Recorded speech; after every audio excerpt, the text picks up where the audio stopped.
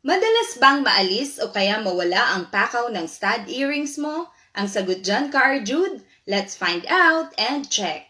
Ito yung silicone lock with 925 silver lock sa loob. Kung mapapansin nyo, nabalutan ang silver lock ng silicone. Ang kagandahan nito ay mas mahigpit ang kapit ng silicone lock kumpara sa original lock ng stud earring.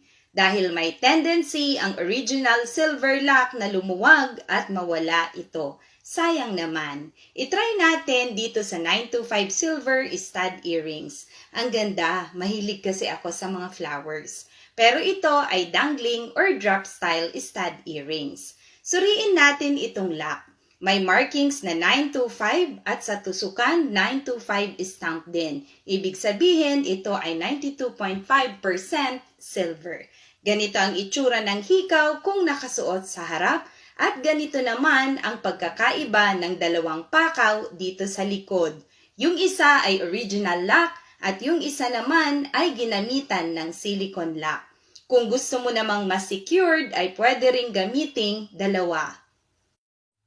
Ilalagay mo lang sa dulo ng stud earring. Gaya nito. Yan lang mga ka-Arjud, till next tips!